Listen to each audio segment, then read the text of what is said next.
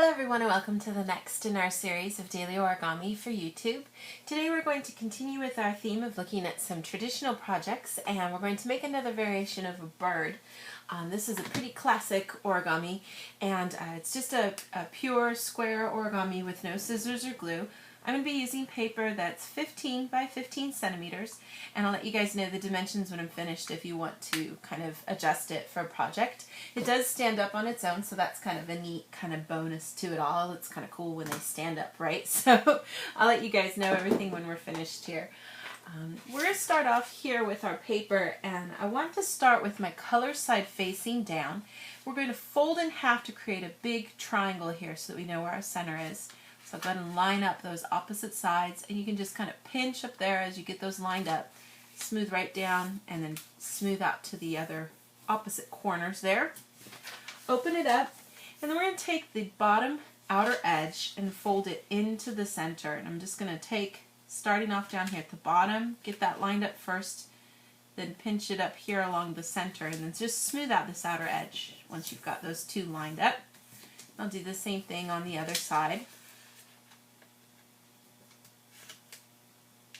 And once you've got both of those folded in, so we get a nice little kite shape, I'm going to flip it over and take that top part and fold it back so that it's even with those flapped edges that you see there. So you can kind of keep the center lined up as you do this.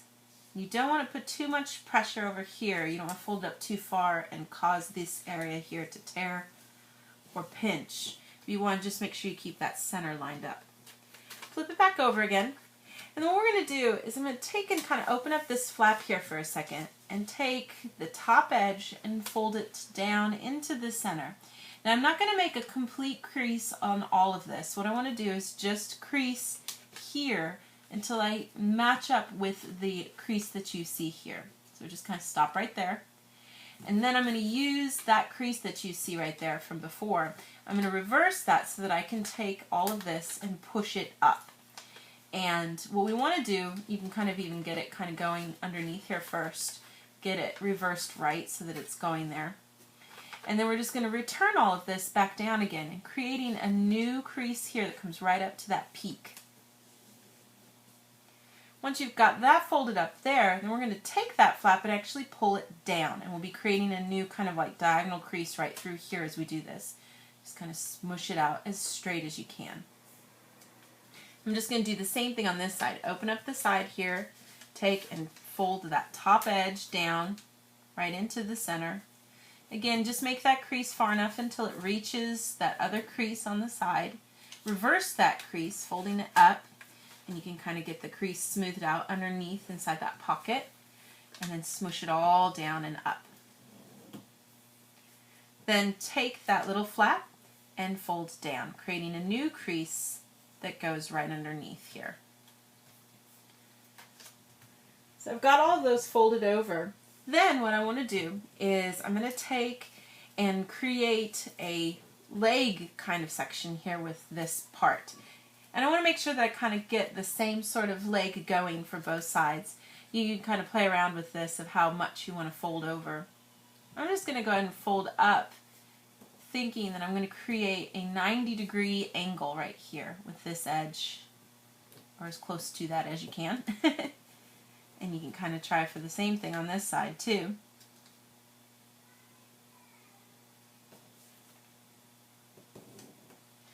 And then we're going to take everything here and fold it in half. And you want to try to keep things, mine are kind of a little off. Let me see. We want to try to keep things kind of the same if you can. If you need to, you can kind of adjust this. It doesn't hurt if the legs are a little off. You know, it's just more of a point of preference if you want things to be exactly the same. And just kind of create a new crease here by lining both of those up. Getting it lined up there. So there's something that looks like this. Now I'm just going to take and fold part of this top part down to make a head. Now you can choose at what point you want to do this depending on, you know, how big you want his beak to be. But you just essentially kind of pinch along the back, keep it folded here, and then just put a little pressure on that mountain crease so that you can reverse it and then pinch it underneath once you've done that. And then from there you could kind of adjust the angle, you know, how far you want the bird to be looking down. If you bring it down more than the beak is smaller, you can have it sticking more straight out by having the head seem to appear kind of more up. But you want to just kind of choose a point there so you can crease that off. Then I'm going to take and create some little creases in the tail area here so that I can kind of get a little crimp kind of crease, a little zigzag crease. I'm going to start off by just finding a nice spot here to fold over, and you can kind of just choose the spot that you like for that. I'm just going to fold here. And then I'm also going to create another crease right after that. And you can, like I said, kind of play around with how far you're going to do this, but you do want to try to make it kind of parallel. So I'll get both of those creases going. And then we can just reverse these inside. So I'm going to start off by opening up, getting this back one reversed. And then that next set will come the other way. We've got a mountain here. We're going to make a valley there. And then the tail feather is still going to stay as a mountain. So you can kind of just pinch that down. And then if you need to adjust things, you can. It depends on how you want things to look. I'm just going to kind of leave mine like that. And you get a little bird that stands up all nice and cute. So lots of fun ways you can kind of play around with the different size and angles of the feathers and the head as well. Based on the kind of way I folded things from, you know, head to tail feathers here, we're looking at about 11.5 centimeters long.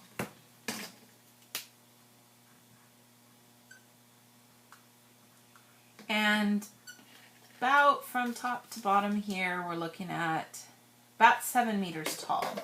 7 centimeters, excuse me. That would be a huge bird. Yeah, there we go.